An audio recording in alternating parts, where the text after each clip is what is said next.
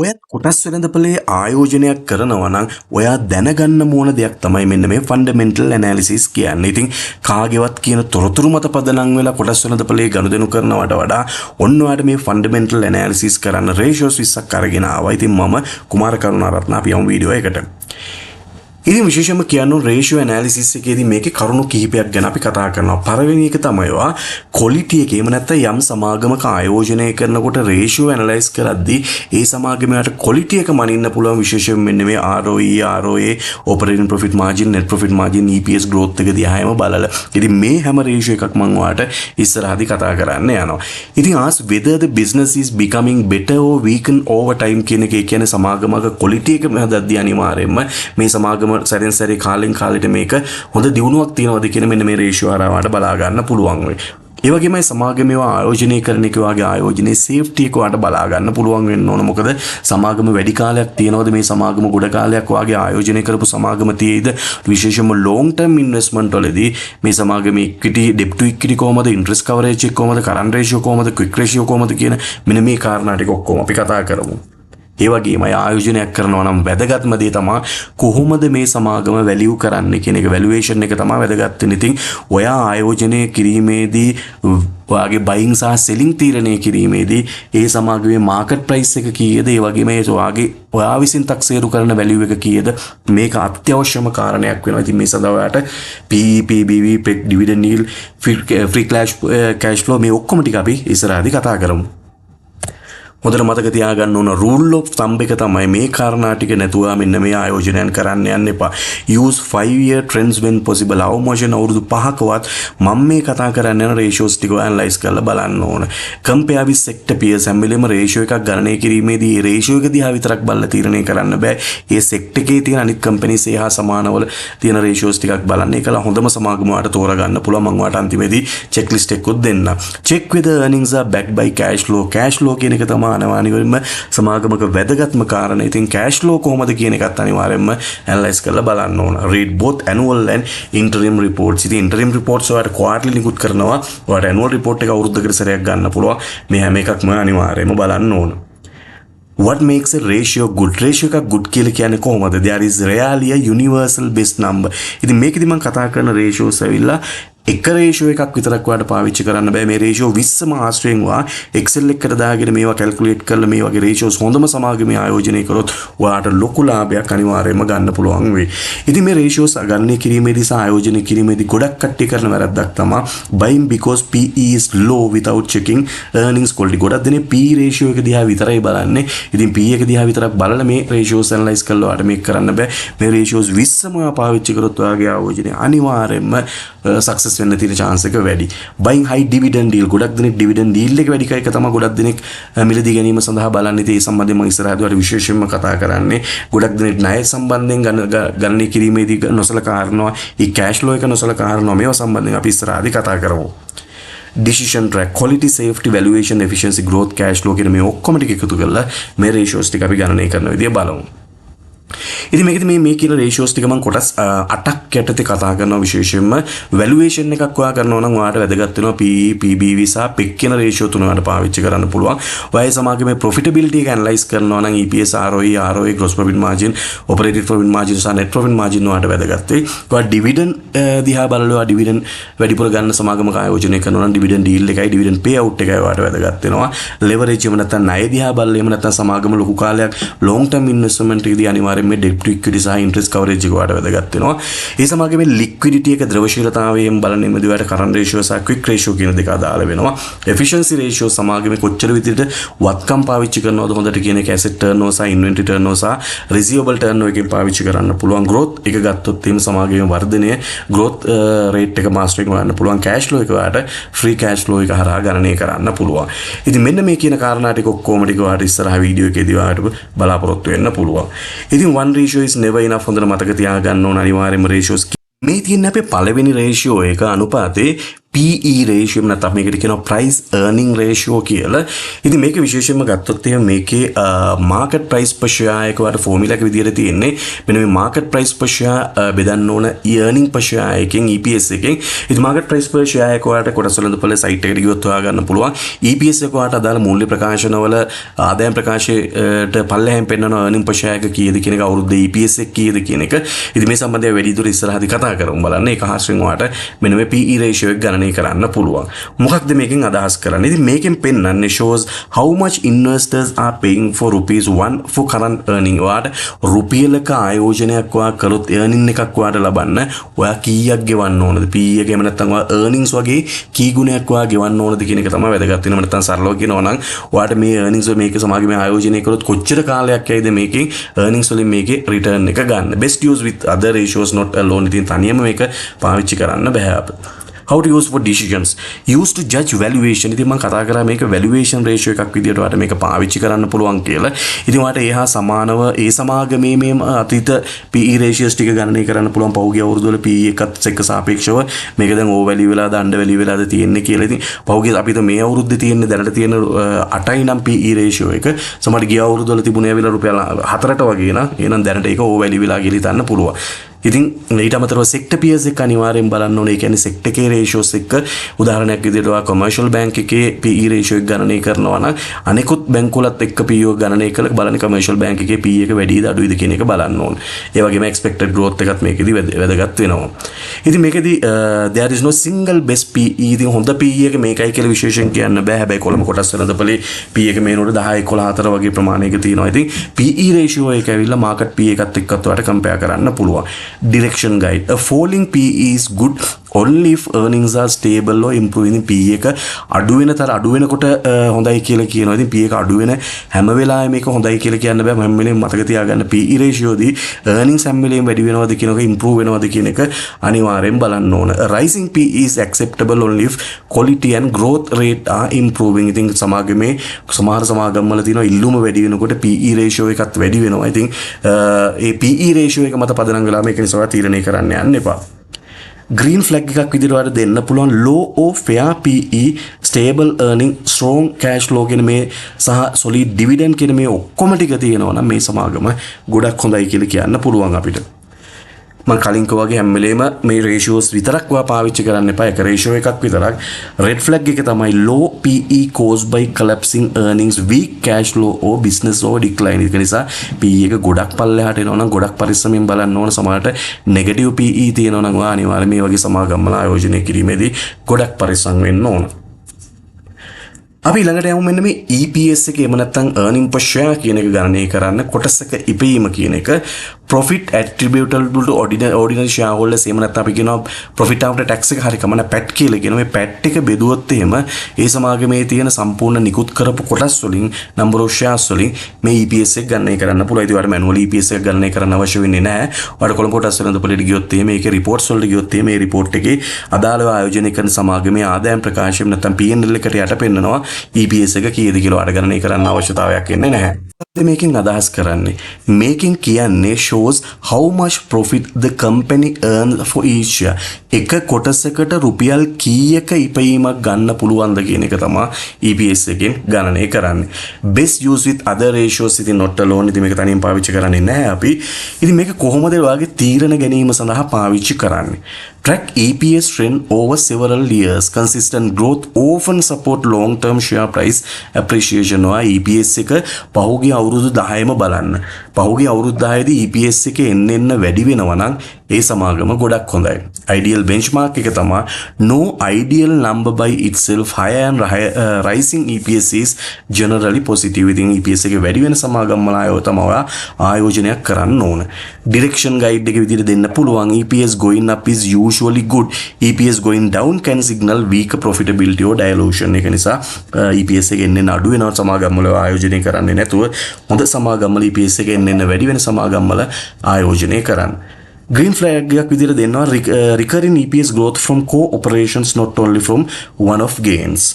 ඉතින් red flag එක තමයි volatile EPS heavy dilution or one time profit creating a false growth story. ඉතින් මේ අවුරුද්දේ EPS එක දිහා විතරක් බලලා තීරණය ගන්න එපා. පහුගිය අවුරුද්දවල EPS එකේ growth එක බලන්න. ඒකලා මේ business එක ඉස්සරහදී මොනවා වේද කියන එක ඔයාලට forecast කරපු EPS එකක් ගණනය කරලා සමාගම් වල ආයෝජනය කිරීමේදී තීරණය ගන්න පුළුවන් ඔයාලට. ඊළඟට අපි කතා කරමු බලන්න price to book value ratio එහෙම නැත්නම් PBV කියලා මේකට කියනවා. ඉතින් මේක ගණනය කරන්නේ market price per share එහෙම නැත්නම් MPS එක වලට බෙදන්න ඕන net asset value per share එකෙන් ඔයාලට මේක ගණනය කරන්න පුළුවන්. මේකෙන් මොකක්ද කියන්නේ? shows how many times the market is valuing the company net assets. ඉතින් මේකෙදි විශේෂයෙන්ම කියන්නේ ඔයාගේ market value එකට සාපේක්ෂව ඔයාගේ පොත් අගේ කීයද කියන එක. market එකේ සමහර 200ට ගණනය වෙනවා වෙන්න පුළුවන්. හැබැයි පොත්වල මේක ඇවිල්ලා පොත්වල විදිහට මේ valuation සමාගයේ වටිනා විදිහට දීලා තියෙන්නේ සමහර රුපියල් 150යි වෙන්න පුළුවන්. ඒක නිසා එතකොට ඔයාලට හිතන්න පුළුවන් පොත් වගේට සාපේක්ෂව මාකට් එකේ තියෙන ප්‍රයිස් එක වැඩි මේක ඕවැලියු වෙලා කියලා තියන්න කරන්න පුළුවන්. best use with other ratios මේක කොහොමද අපි පාවිච්චි කරන්නේ? මේ රේෂියෝ එක මේ PBV කියන එක ගොඩක් වෙලාවට වැදගත් වෙනවා.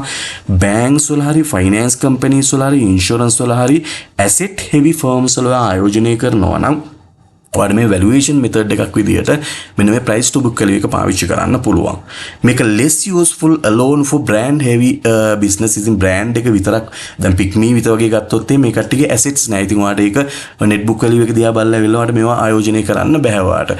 Ideal benchmark එක තමයි below 1x may look cheap but only if assets quality is sound. සාමාන්‍යයෙන් මේක එකට හෝ එකට වඩා අඩුවෙන් තියෙනවා නම් price to book value එක ආයෝජනයට වඩාත් හොඳයි කියලා කියන්න පුළුවන්.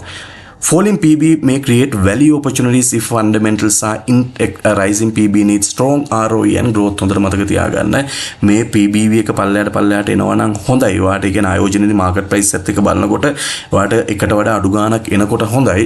හැබැයි බලන්න ඕන මේක fundamental හොඳ නම් විතර අනිකුත් ratios දිහා calculate කරලා බලන්න මේ සමාගම හොඳද කියලා. එහෙමනම් විතරක් ආයෝජනයේ සඳහා බලන්න ඕන.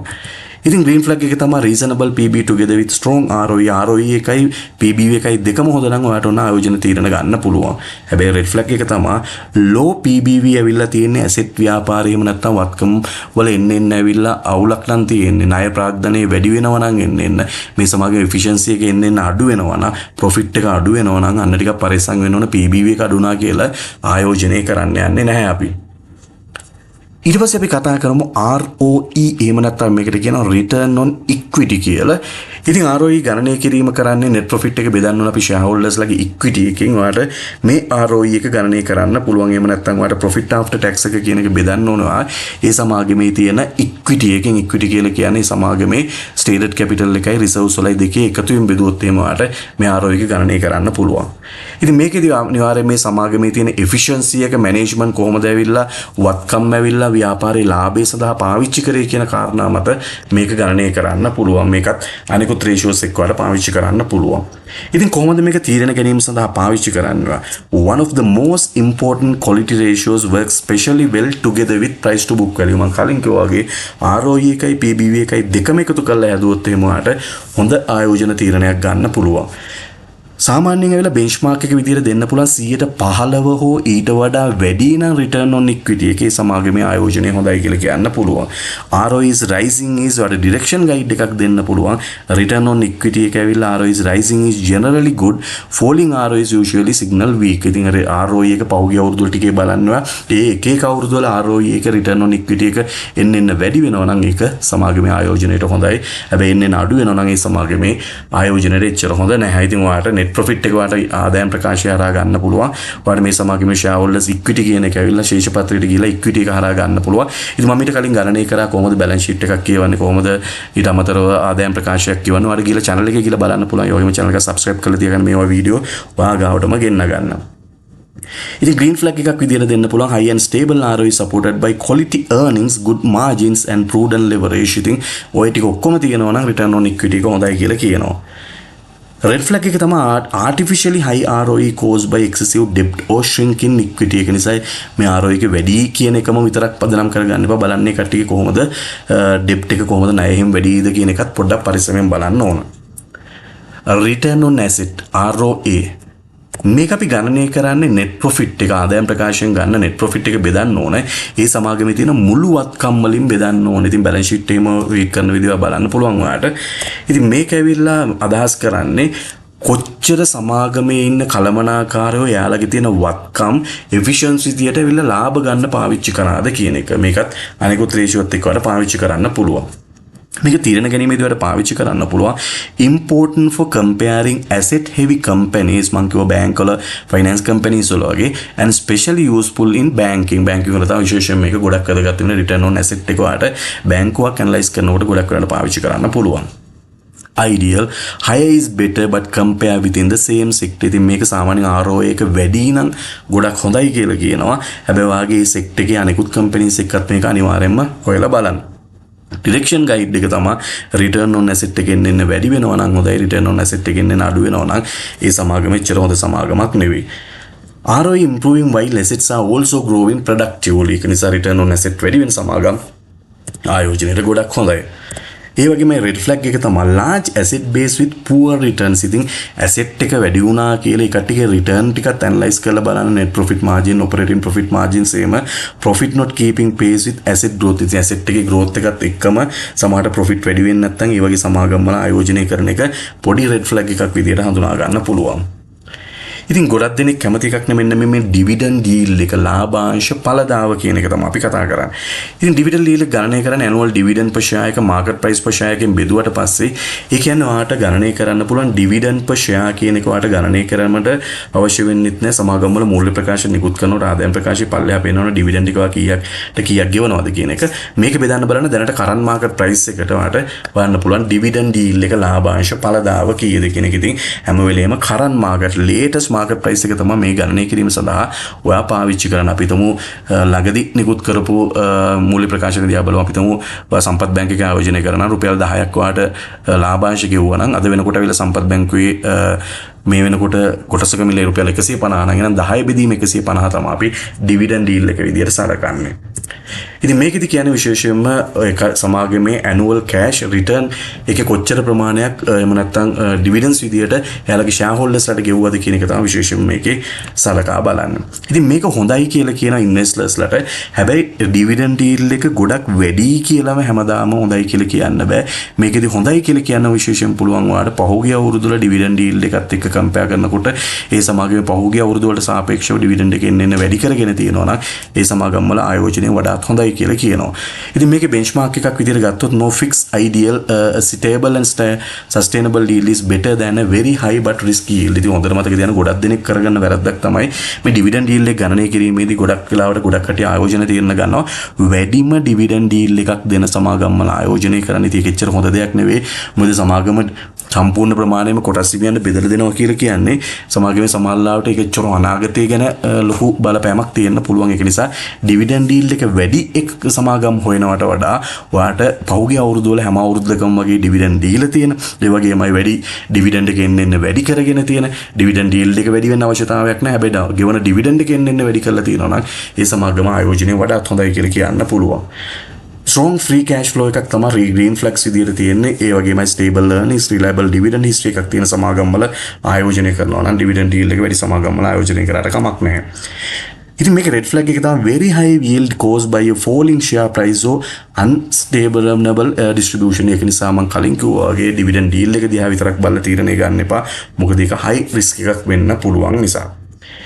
dividend payout dividend payout එක කියන්නේ dividend per share බෙදන්න ඕන earning per share. එහෙම නැත්නම් අපිට පුළුවන් total dividend එක net profit එකෙන් බෙදලා හොයන්නත් පුළුවන්. ඉතින් සරලව මේකෙන් කියන්නේ අපි හිතමු සමාගමක earning per share එක රුපියල් 10ක් තියෙනවා නම් අපි කොටස් හිමියන්ට dividend එක විදියට 6ක් ගෙවනවා නම් එහෙනම් 160ක් තමයි dividend payout එක කියලා කියන්නේ. earnings වලට සාපේක්ෂව මේ සමාගමේ කීයක් dividend ගෙවුවද කියන එක තමයි මේකෙන් අදහස් කරන්නේ. ඉතින් මේකෙදි කියන්නේ විශේෂයෙන්ම shows what portion of earnings is paid out as dividend. කොච්චර ප්‍රතිශතයක් earnings වලින් ගෙවුවද කියන එක තමයි මේකෙදිත් කතා කරන්නේ.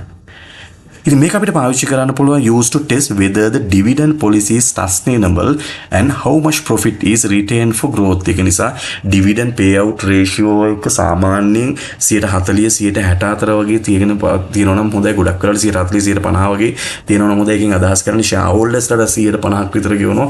ඒ වගේමයි සමාගමේ අනාගත ආයෝජනයේ සඳහා මේ කට්ටිය 150ක් විතර තියාගෙන ඉන්නවා. ඒක නිසා මෙන්න මේ dividend payout එක සාමාන්‍යයෙන් ගොඩාක් වැඩි සමාගම්වල ආයෝජනය කරන එක risk එකක් තියෙනවා. ඉතින් benchmark එකක් විදිහට ගත්තොත් moderate and stable payout is often healthiest කියලා කියනවා. ඒක නිසා direction guide එක විදිහට rising payout can be positive for mature firms but risky for earnings are weak. හොඳට මතක තියාගන්න ටිකක් දියුණු වෙලා mature වෙලා තියෙන stage එකේ තියෙන company එකක් නම් dividend payout එක 60 70 තිබුණත් කමක් නැහැ. ඒ සමහර සමාගම් තියෙන ලංකාවේ 100%ක්ම ගෙවන දැන් Ceylon Tobacco ගත්තොත් CTC එක ගත්තොත් එහෙම ඒකේ 100%ක් ගෙවනවා.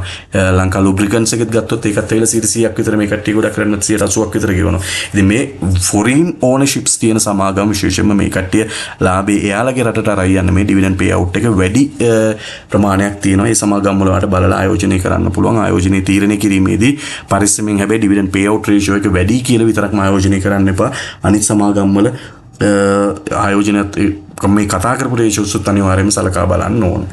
payout backed by strong cash generation and low reinvestment need එකක් තමයි තියෙන green flag එක විදියට.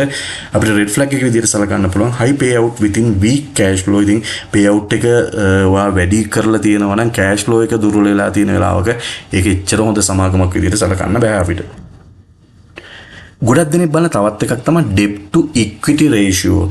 ණය ප්‍රාග්ධනයට සාපේක්ෂව කොච්චර අයිතිකාරයන්ගේ ප්‍රාග්ධනයක් තියෙනවද කියන එක. මේක බෙදන්නේ අපි total debt සමාගමේ තියෙන සම්පූර්ණ ණය ප්‍රමාණය බෙදන්න ඕන. මේ සමාගමේ තියෙන total equity එකත් එක්ක. ඉතින් මේකදී අදහස් කරන්නේ විශේෂයෙන්ම සමාගමේ gearing එක තමයි ගොඩක් වෙලාවට බලන්නේ shows how much debt the company uses compared with shareholders fund. කොටස් හිමියන්ගේ අයිතියට සාපේක්ෂව කොච්චර සමාගමේ ණය අරගෙන තියනවද කියන. ඉතින් මේ debt to equity ratio එකේදී විශේෂයෙන්ම මේ key balances විදිහට ගත්තොත් මේ ratios වල ගත්තොත් lower is usually safe. ඉතින් debt to equity ratio එක ගණනය කිරීමේදී මේක අඩු ratio එකක් නම් ඒක වඩාත් හොඳයි කියලා කියනවා. acceptable level එකට තියෙනවා. හැබැයි සමහර සමාගම් ණය වැඩි කරනවා. එයාලගේ ආයෝජනයන් අනාගත දියුණු වීම වැඩි කරන්නේ. එතකොට ඉතින් ආයෝජනයේ ප්‍රශ්නයක් නෑ. ආයෝජනයේ කරන ප්‍රමාණයට රිටර්න් එකක් එනවා නම් හැබැයි මෙන්න මේ debt to equity ratio එක වැඩි සමාගම් වල ආයෝජනය කරන එක ටිකක් රිස්කි විදිහට හඳුන්වන්න පුළුවන්. ඒකට single rule එකක් නෑ. benchmark එකක් විදිහට මේක හඳුන්වන්න විදියක් නෑ. ඉතින් direction guide එකක් විදිහට තියෙනවා going down is normally good, going up is acceptable only if returns and cash flows improves faster than debt. ඉතින් ඒක නිසා මේක පල්ලෙහාට එන සමාගම් වල ආයෝජනය කරන්න පුළුවන් නම් වඩාත් හොඳයි. green flag එක debt funding productive growth with strong interest coverage and cash flows විදිහට හඳුන්වන්න පුළුවන්. red flag එකක් තමයි මේ සමාගම් වල ආයෝජනය කිරීමේදී පරිස්සම් වෙන high or rising leverage while margins earnings or cash flows weaken වෙනකොට මේ වගේ සමාගම් වල ආයෝජනය කරන එක මේ වගේ debt to equity ratio දිහා පරිස්සමෙන් බලන්න ඕන. ඊළඟ තමයි අපි බලන්නේ current ratio එක. current ratio කියලා මේක ගණනය කරන්නේ අපි මේ සමාගමේ current assets බෙදන්න ඕන current liabilities වලින්. ජංගම වත්කම් කියනවා ජංගම වගකීම් වලින් බෙදුවොත් එහෙම මේ කට්ටියක විශේෂයෙන් මේකෙන් සඳහන් කරන්නේ එයාලට කෙටි කාලීනව ද්‍රවශීලතාවයම නැත්නම් කෙටි කාලීනව ණය ගෙවීමේ හැකියාවක් කොච්චර තියෙනවද කියන එක. ඉතින් මේකෙදි විශේෂයෙන්ම කියන්න ඕන ඒලා useful for testing basic liquidity safety, most meaningful for trading, manufacturing and distribution business. මෙන්න මේ වගේ business වල තියෙනවා නම් විශේෂයෙන් manufacturing සමාගමක ආයෝජනය කරනවා නම් trading සමාගමක distribution සමාගමක ආයෝජනය කරනකොට මේක විශේෂයෙන් මේ සමාගමට ණය කෙටි කාලීන ණය ගෙවීමේ හැකියාව තමයි මේ current ratio එක. current ratio එක සාමාන්‍යයෙන් එකක් හෝ එකට ආසන්න ප්‍රමාණයක තියෙනවා නම් ගොඩාක් හොඳයි කියලා කියනවා. මේක too high can also suggest ideal working capital එකක් විදිහට හඳුන්වන්නත් පුළුවන්. direction guide එක විදිහට improving current ratio can be good. ඉතින් current ratio එන්න වැඩි වෙනවා නම් ඒ සමාගමට ණය ගෙවීමේ හැකියාව වැඩි කියලා කියනවා. falling below comfortable level raising liquidity concerns. ඉතින් එකට වඩා අඩු වෙනකොට මේක බොහොම භයානකයි. සමාගමට කෙටි කාලීන ණය ගෙවීමේ හැකියාවක් අඩු වෙන්න පුළුවන් කියලා කියනවා. green flag එක විදිහට අපිට healthy working capital without excess idle current asset කියන්න පුළුවන්. red flag එකක් විදිහට අපිට හඳුනන්න පුළුවන් මේ සමාගම් වල මේ current ratio එක දුර්වල වෙන අවස්ථාව විදිහට හඳුනන්න පුළුවන්. weak liquidity එකක් තියෙනවා, delayed collection, heavy reliance on short term borrowing, සමහර bank ODM අරගෙන තියෙනවා නම් ඒ සමාගම් වල ආයෝජනය කරන එකට කෙටි කාලීනවල අපිට පොඩි බලපෑමක් වෙන්න පුළුවන්. ඉතින් quick ratio එක තමයි ඊළඟට කතා කරන්නේ අංක 10ට. මේ කරන්ට් රේෂියෝ එකෙන් ඔයාලට මෙන්න මේව නැත්නම් කරන්ට් ඇසෙට්ස් වලින් ඉන්වෙන්ටරි අඩු කරලා එන ගානෙන් කරන්ට් ලයබිලිටිස් වලින් බෙදුවත් ඔයාලට මේක ගණනය කරන්න පුළුවන්. සරලව මේකෙදි කියන්නේ කරන්ට් රේෂියෝ එකම තමයි. හැබැයි ක්වික් රේෂියෝ එකට ආවම කරන්ට් රේෂියෝ එකේ තියෙන කරන්ට් ඇසෙට්ස් වල තියෙන මෙන්න මේ ඉන්වෙන්ටරි පාර්ට් එකත් අයින් කරන එකට හේතුව තමයි සාමාන්‍යයෙන් උපකල්පනයක් තියෙනවා. ඔයාලට සමාගමේ තියෙන තොග ප්‍රමාණය ඉන්වෙන්ටරි එක එකපාරම මුදල් කරගන්න බැරි වෙයි කියලා. ඉතින් මේ ක්වික් රේෂියෝ එකේදී නැත්නම් මේකට ඇසිඩ් ටෙස්ට් රේෂියෝ කියලා කියන්නේ ඔයාලට ඉක්මනින්ම මුදල් බවට පත් කර ගැනීමට හැකියාවක් තියෙන වත්කම් කීයක් තියෙනවද? ඒව වලින් ඔයාලට කෙටි කාලින වගකීම් පිරීමේ හැකියාවක් තියෙනවද කියන එක තමයි මේකෙන් අදහස් කරන්නේ. ඉතින් මේක සාමාන්‍යයෙන් යූස් කරන්න විශේෂයෙන්ම ගත්තොත් එහෙම useful when inventory may not be easily converted to cash. ඉතින් ඒ වගේමයි ideal benchmark එකක් විදිහට මේකත් එකට සාපේක්ෂව ලං වෙලා තියෙනවා නම් මේකත් හොඳයි කියලා කියනවා. quick ratio එක වගේම තමයි current ratio එක වගේම තමයි. ඉතින් මේක strong receivable quality cash balance and working capital controls තියෙනකොට මේක මේ සමාගම් වල green flag එකක් විදිහට දෙන්න පුළුවන්. red flag එක තමයි current ratio looks fine only because inventory is high while liquidity assets are weak. ඒක නිසා quick ratio එකේදී වාට කෙටි කාලීනව අතේ තියෙන මුදල් වලින් අතේ ඒට වාට ගෙවන්න තියෙන හදිසිය ණයක් ආවොත් එහෙම ගෙවන්න පුළුවන්ද කියන එක තමයි මේ quick ratio එකේදී පෙන්වන්නේ. අපි ඊට පස්සේ ආදායම් ප්‍රකාශය සම්බන්ධයෙන් ගණනය කිරීම කරන්න පළවෙනි එක තමයි gross profit margin. ඉතින් gross profit margin එක බෙදන්න ගණනය කිරීම කරන්නේ ඒ සමාගමේ තියෙන gross profit එක බෙදන්න ඕනේ ඒ සමාගමේ තියෙන revenue එකෙන් අපිට gross profit margin එක ගණනය කරන්න පුළුවන්. ඉතින් මේ GP margin එක සාමාන්‍යයෙන් විශේෂයෙන්ම කියන්නේ සමාගමේ විකුණුම් ලබා ගැනීම සඳහා ඒ විකුණුම් පිරිවැය ඉක්මනින් දරන ඍජුව දරන විකුණුම් පිරිවැය අඩු කරොත් මේක ගණනය කරන්න පුළුවන් කියලා කියනවා. shows how much profits remains after direct production or purchase cost. මේකදී සඳහන් කරන්නේ gross profit margin එකෙන් හොයන්නවාට විකුණුම් කරන්නවාට ඍජුවම දරන වියදම් ටික අඩු කරාට පස්සේ කොච්චර වට ලාභයක් තියෙනවද? මේක අර fixed cost කියන එක නැතුව තමයි මේ GP margin එක ගණනය කරන්නේ. ඒ සාමාන්‍යයෙන් මේක used to evaluate pricing power එක ගොඩක් වෙලාවට බලන්න මේක සාමාන්‍යයෙන් මේවා කරනවා. ඉතින් මේ සාමාන්‍යයෙන් ideal benchmark එකක් විදිහට සාමාන්‍යයෙන් මේක හඳුන්වන්න පුළුවන්. GP margin එක එන්න වැඩි වෙනවා නම් හොඳයි. GP margin එක එන්න අඩු වෙනවා නම් ඒ සමාගම එච්චර හොඳ සමාගමක් විදිහට සලකන්න බෑ අපිට. ඉතින් red flag එක සහ green flag එක වලට බලා ගන්න පුළුවන්. විශේෂයෙන්ම red flag එක ගැන කතා කරොත් එහෙම මේ margin compression එකක් එනවා නම් cost inflation එහෙම නැත්නම් වියදම් වැඩි වෙනවා නම් ඒ සමාගම් වලට බලා ගන්න පුළුවන් GP එක එන්න අඩු වෙනවා. ඒතකොට ටිකක් පරිස්සම් වෙන්න ඕනේ. මේ සමාගම් වල පහුගිය අවුරුදු වල maintain කරපු GP එකත් එක්ක කොච්චර GP එකක් මේ අවුරුද්දේ maintain කරනවද ඒක පල්ලෙහා නම් තියෙන්නේ. ඒක ටිකක් risky වෙන්න පුළුවන්. අංක 12ට අපි operating profit margin එක තමයි ගණනය කරන්න යන්නේ. ඉතින් operating profit එක ගණන margin එක ගණනය කරන operating profit එක revenue එකෙන් බෙදුවට පස්සේ මේකෙන් අදහස් කරන්නේ විශේෂයෙන්ම operationally මේ සමාගම කොච්චර ලාභයක් ලැබුවද කියන එක. ඉතින් මේකෙදි විශේෂයෙන්ම කියන්න ඕනේ මේකෙදි operating profit margin එක එන්න වැඩි වෙනවා නම් හොඳයි. operating profit margin එක එන්න අඩු වෙනවා නම් ඒ සමාගමේ ආයෝජනය කරන එක risk එකක් වෙන්න පුළුවන්. net profit margin එකේ මේ margins ඔක්කොම ටික ratios ටික සමාන නිසා මම ඉක්මනින් කතා කරන්න. net profit margin එක ගණනය කරන්නේ net profit එක revenue වලින් බෙදලා ගණනය කරන්නේ. මේකෙන් අදහස් කරන සමාගමේ බදු පසු ලාභය revenue එකට සාපේක්ෂව කොච්චරද කියන එක. ඉතින් මේකෙත් සාමාන්‍යයෙන් අදහස් කරන්නේ සමාගම අවසාන වශයෙන් කොටස් හිමියන්ට බෙදන්න තියෙන ලාභය මේ කට්ටිය හරියට revenue වලට සාපේක්ෂව කොච්චරද කියන එක. ඉතින් සාමාන්‍යයෙන් net profit margin එකත් එන්න වැඩි වෙනවා නම් හොඳයි. මේ අගේ එන්න පහුගිය අවුරුදු වලට සාපේක්ෂව net profit margin වැඩි නම් ගොඩක් හොඳයි කියලා කියනවා. එන්න net profit එක අඩු වෙනවා නම් පහුගිය අවුරුදු වලට සාපේක්ෂව ඒ සමාගමේ ආයෝජනයේ පොඩි risk එකක් තියෙන්න පුළුවන්.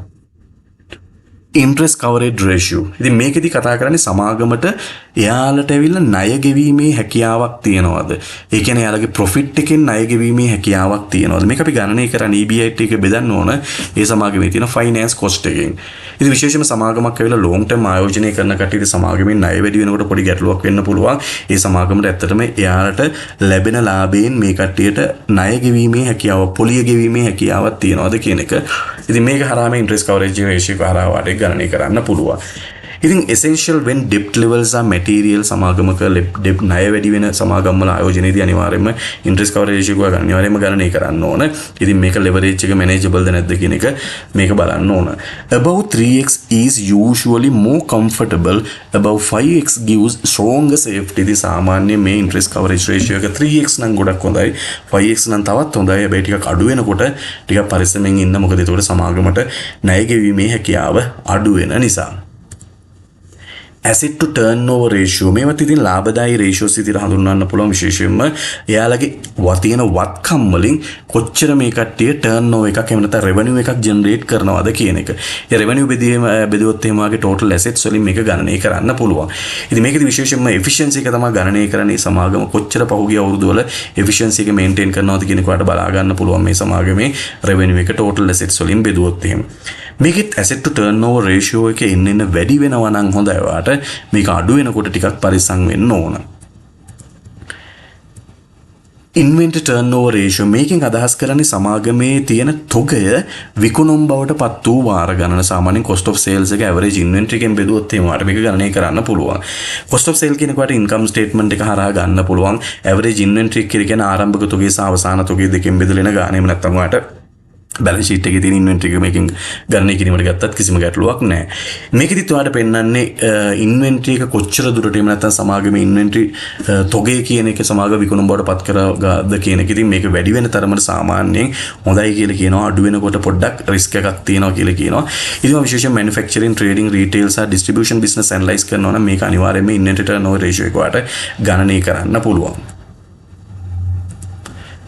receivable turnover ratio සමාගමේ විශේෂයෙන් මෙතෙන්දී අදහස් කරන්නේ කට්ටියගේ data collection කිරීමේ හැකියාව credit sales බෙදුවොත් එහෙම average trade receivable වලින් මේක ගණනය කිරීමක් කරන්න පුළුවන්. මේකෙදි විශේෂයෙන්ම සමාගම කොච්චර ඉක්මනින් එයාලට ලැබෙන්න තියෙන මුදල ණය ගැතියන්ගෙන් කට්ටිය ඉක්මනින් ගත්තද කියන එක තමයි මේකෙදි විශේෂයෙන්ම පෙන්වන්නේ. ඒ වගේමයි මේක සාමාන්‍යයෙන් වැඩි වෙනවා නම් ගොඩක් හොඳයි. මේක අඩු වෙනකොට පොඩ්ඩක් පරිස්සමෙන් බලන්න ඕන අපි. ඉතින් green flags සහ red flags ටිකක් ඔයාලට බලා ගන්න පුළුවන් මේ ratio එක ගණනය කිරීමේදී. earnings growth rate මේකෙදි ගණනය කරන්නේ current EPS එක previous EPS එකෙන් අඩු කරලා එන previous EPS එකෙන් බෙදුවොත් එහෙම earnings growth rate එක බලන්න පුළුවන්. ඉතින් සරලව කියනවා නම් earning per share එක අපි හිතමු ගිය අවුරුද්දේ 20යි නම් තිබ්බේ මේ අවුරුද්දේ 30ක් වෙලා තියෙනවා නම් එහෙනම් 30න් 20 අඩු කරලා ඒ කියන්නේ 10කින් වැඩි වෙලා තියෙනවා නම් මේ 10 බෙදන්න ඕනේ ගිය අවුරුද්දේ EPS එකට 20න් වට ගණනය කරන්න පුළුවන් EPS එක කොච්චර grow වෙලා තියෙනවද කියලා. පෞගිය අවුරුදු වල එන්න මේ EPS එක වැඩි වෙනවා නම් වාට earnings කොච්චර වැඩි වෙනවද කියන percentage එකක් හදා ගන්න පුළුවන්. EPS growth එක වැඩි වෙන සමාගම් වල ආයෝජනය කරන එක මේ ratio එක මම හිතනවා ගොඩක් වැදගත් වෙයි කියලා. ඉතින් ඒක නිසා විශේෂයෙන්ම වෙන මේ long term compounding කරනකොට මම compounding සම්බන්ධයෙන් මීට කලිමුත් ඔයාලට වීඩියෝ එකකුත් ගෙනාවා. ඉතින් compounding impact එක පාවිච්චි කරලා ඔයාලට growth rate එක පාවිච්චි කරලා ඔයා අනාගතයේ ලොකු ගාණක් හොයන්න යනවා නම් long term investors-ලාට මේ EPS growth එක ගොඩක් වැදගත් වෙනවා. ඉතින් 6 කියන එක එහෙම නැත්නම් මේ EPS growth එක වැඩි සමාගම් වල ආයෝජනය ගොඩක් හොඳයි කියලා අපිට කියන්න පුළුවන්.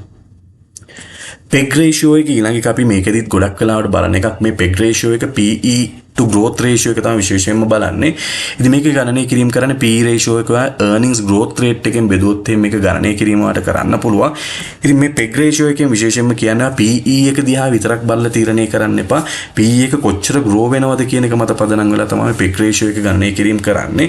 ඉතින් මේක valuation එකයි growth එකයි දෙක එකට කරලා හදපු ratio එකක්. මේකට මම ඔයාලට වෙනම වීඩියෝ එකකුත් ගේන්නම් මේ කතා කරපු සම්පූර්ණ වීඩියෝ එකේ තියෙන වැදගත් ratios වලට අමතරව වෙන වීඩියෝස් ගේන්නත් මම බලාපොරොත්තුවක් තියෙන නිසා මේක කොටස් වෙළඳපොළට ගිහිල්ලා කොහොමද මේව ගණනය කරන්න කියන එක මම වෙනම ඊට පස්සේ තෙන්දි පෙන්නන්න. ඉතින් මේකෙදි most useful for companies with reasonably visible growth prospect. ඉතින් ඒ වගේම මේක සාමාන්‍යයෙන් benchmark එකක් හෝ එහෙම නැත්නම් එකක් හෝ ඊට වඩා අඩු ගාණක් තියෙනවා නම් හොඳයි කියලා කියනවා. Direction guide එක lower PEG can be better but only if the growth assumption is realistic. සාමාන්‍යයෙන් PEG ratio එක අඩු වෙන තරමට මේ කට්ටිය 0.0 ගාණක් තියෙනවා නම් වාට ඒ සමාගමේ ආයෝජනය හොඳයි කියන්න පුළුවන්. ඊට පස්සේ valuation ratio එකක් විදිහට ගත්තොත් free cash flow to yield කියන ratio එක වලට free cash flow per share බෙදන්න ඕන market price per share of free cash flow වලින් market capitalization එකකින් බෙදුවොත් මේක ගණනය කිරීම කරන්න පුළුවන්. මේ free cash flow එකට අදාළ valuation එක මම ඔයාලට වෙනම වීඩියෝ එකක් ගේන්න බලාපොරොත්තු වෙනවා. ඒක නිසා මේකෙදි මම වැඩි කතා කරන්න යන්නේ නැහැ මේ free cash flow එක සම්බන්ධයෙන්. ඉතින් මේ ratio එක ගත්තොත් එහෙනම් විශේෂයෙන්ම higher is generally better කියලා කියනවා. වැඩි වෙන එක හොඳයි. ඒ වගේම free cash flow එක එන්න වැඩි වෙන එක හොඳයි කියලා කියනවා. සාමාන්‍ය free cash flow කියලා කියන්නේ ඒ සමාගමේ operation එකෙන් එන cash flow එකෙන් ඒ කට්ටියගේ asset වලට ගියපු වියදම අඩු කරාට පස්සේ නැත්නම් PPE කියන කොටසට ගියාට පස්සේ අඩු කරාට පස්සේ එන ගාන අපි මෙන්න මේ free cash flow එක විදිහට සලකනවා. එහෙම නැත්නම් මේ සමාගමේ ලාභ බෙදන්න එහෙම නැත්නම් dividend ගෙවන්න වෙන්න පුළුවන් වෙනත් සඳහා freely available cash flow එක තමයි මෙතෙන්දී ගණනය කරන්නේ. ඉතින් මේකම valuation technique එකක් විදිහට විශේෂයෙන් ඉස්සරහදී කතා කරන්න. ඒක නිසා මේ සම්බන්ධයෙන් වැඩි කතාවක් මම නොකර ඉන්නම්. ඉතින් ඊට පස්සේ වැදගත් කොටසකට අපි එනවා. දැන් මේ ඔය කතා කරපු රේෂියෝස් 20 කොහොමද මේවා කම්බයින් කරලා තීරණ ගැනීම සඳහා පාවිච්චි කරන්නේ? ඉතින් විශේෂයෙන්ම කියන්න ඕන PE රේෂියෝ එක සහ EPS growth කියන ඔය රේෂියෝස් දෙක පාවිච්චි කරොත් මේ දෙකෙන් ඔයාලට හොයාගන්න පුළුවන් tells you whether valuation is supported by growth. ඉතින් මම කිව්වා PE එක විතරක් වෙලෙම තනියම පාවිච්චි කරන්න එපා. PE එක බලනකොට අනිවාර්යයෙන් මෙන්න මේ EPS growth rate එකත් බලන්න. ඔය දෙකම හොඳ නම් ඔන්න සමාගම ගොඩක් හොඳයි කියලා කියන්න පුළුවන්. මම කලින් කිව්වා වගේ price to book value එක විතරක් ඔයා බලන්න එපා. ඒක දිහා බලලා තීරණ ගන්න එපා. PBV එක බලනවා නම් අනිවාර්යයෙන් මේක හා සායිකත් එක්කම ROE එකත් බලන්න ඕන. විශේෂයෙන්ම බැංකු සහ ෆයිනෑන්ස් කම්පැනි වල ඇනලයිස් කරනවා නම් ආයෝජනය කිරීම කරනවා නම් ඔය රේෂියෝ දෙකම බලන්න ඕන. PBV එක විතරක් බලන්න එපා. ඩිවිඩන්ඩ් පැත්තේ ඔයා බලලා ආයෝජනයේ තීරණය කරනවා නම් ඩිවිඩන්ඩ් yield එකයි ඩිවිඩන්ඩ් පේ අවුට් එකයි ෆ්‍රී කෑෂ් ෆ්ලෝ ටු yield කියන මේ රේෂියෝස් තුනම හොඳ නම් විතරක් ඔයා මේ සමාගම් වල ආයෝජන තීරණ ගන්න ඕන. ඒ වගේම debt to equity සහ interest cover කියන මේ දෙක එකතු කරලා ඔයාලට තීරණ ගන්න පුළුවන්. එයාලගේ leverage එක බලන්න ඔයාලට අවශ්‍යතාවයක් තියෙනවා නම්. එයාලගේ margins හොඳයිද asset පැත්ත කොහොමද කියලා බලන්න මේ දෙකම එකතු කරලා බලන්න පුළුවන්. margins විශේෂයෙන්ම ඔය gross profit margin, net profit margin, operating profit margin එක ඔයාලට asset to turnover වගේ කියන efficiency එකයි දෙකම එකතු කරලා ratios ටික එකතු කරලා හදුවොත් ඔයාලට මේකේ business එකේ quality එක ඔයාලට බලා ගන්න පුළුවන් efficiency එකත් එක්කම. receivable සහ current asset සහ quick asset ratios ටික එකතු කරන්න ඕන. ඒ සඳහා බලනවා නම් ඔයා free cash flow සහ earnings පැත්ත වැඩි බලනවා නම් ওই දෙක එකතු කරලා බලන්න ඕන. ඉතින් අපි ඊට පස්සේ බිගිනර් කෙනෙක් නම් ඔයා මේ වෙනකොටත් තාම කොටස් වෙනදපලි දැන් නම් ආයෝජනය කරන්න පටන් ගත්තේ. ඔයාට මේ මම කතා කරපු රේෂියෝස් ටික ආශ්‍රයෙන් ඔයාට පුළුවන් චෙක්ලිස්ට් එකක් හදාගන්න. ඉතින් චෙක්ලිස්ට් එකේදී මෙන්න මේ කියන ප්‍රශ්න 10ව අහන්න ඕන. EPS එක එන්න වැඩි වෙනවද? එහෙනම් සමාගම ඉතින් ඔයා මෙන්න මේ විදිහට කොටස් 10කට දාගෙන ඔයා ගණනය කරලා බලන්න මෙන්න මේ කියන ප්‍රශ්න 10ට ඔයාට උත්තර එනවා නම් ඒ සමාගම ආයෝජනයේ ගොඩක් ඔයාට හොඳ වෙයි. EPS එක එන්න පහුගිය අවුරුදු වලට වඩා grow වෙනවා. return on equity එක එන්න වැඩි වෙලා strong හොඳට 15%කට වඩා වැඩි ගානකට තියෙනවා. margins හොඳයි. ඒ කියන්නේ විශේෂයෙන්ම gross profit margin එක හොඳ stable margin එකක් තියෙනවා. debt එක හොඳට debt to cover ratio සේ මාස්ටරින් වලට ගණනය කරන්න පුළුවන්.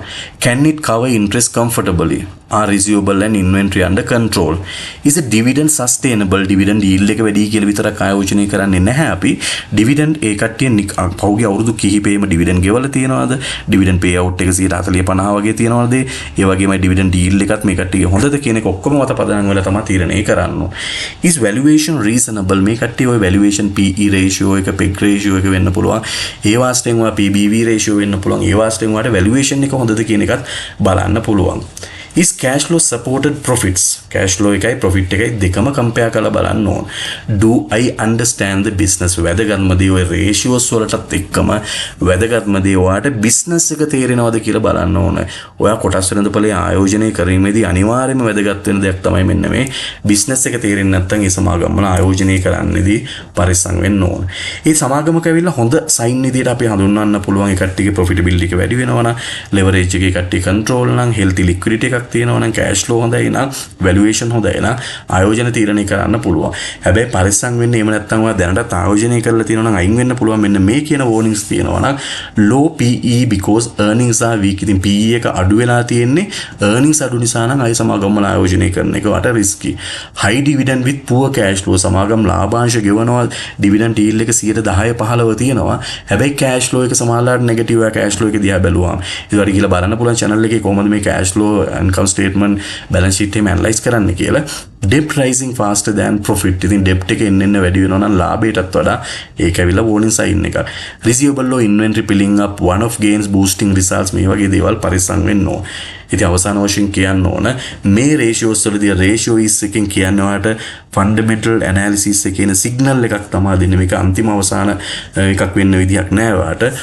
always read the annual report. පහුගිය අවුරුදු කීපය අඩුම අවුරුදු 5ක 10කවත් අවම වශයෙන් බලන්න ඕන. interim reports හැමදාම කියවන්න බලන්න. management discussion අනිවාර්යයෙන්ම කියවන්න බලන්න. වගේ investment decision එක ගන්න කලින් update market price based ratios before you invest. අනිවාර්යයෙන්ම updated information පාවිච්චි කරලා තමයි ඔයා මේ ratio analysis ටික කරන්න ඕනේ. ඉතින් මම හිතනවා මේ වීඩියෝ එකේදී යමක් ලැබෙන්නේ නැති කියලා. ඒක වීඩියෝ එක කැමති නම් like කරන්න subscribe කරන්න ඒ වගේමයි. අනිවාර්යයෙන්ම channel එකට එකතු වෙලා ඉන්න. අපි වගේ ඉතින් ආයෙත් හම්බෙමු.